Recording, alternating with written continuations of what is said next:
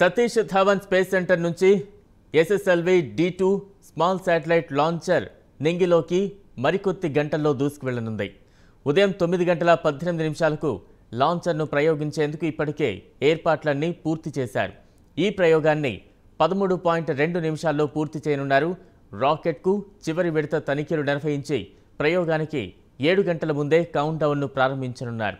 ఈ లాంచర్లో earth observation satellite Janus 01, Azadi SAT 02 అనే 3 చిన్న తరహా ఉపగ్రహాలను ఇస్రో రోదసీలోకి పంపనుంది.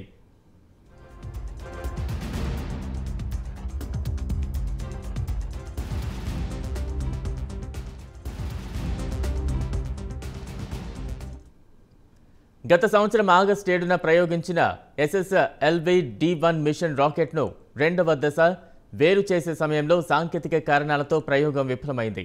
6 నెలల తర్వాత ఎస్ఎస్ఎల్వి D2 పేరుతో మరో ప్రయోగానికి శ్రీకారం చుట్టి నేడు రోదసీలోకి రాకెట్ను పంపేందుకు ఏర్పాట్లు చేసింది ఇస్రో. 34 మీటర్ల పొడవు, 2 మీటర్ల వ్యాసం కలిగిన ఈ రాకెట్ 120 టన్నుల లిఫ్ట్ ఆఫ్ ద్రవ్యరాశిని కలిగి ఉందని అధికారులు తెలిపారు.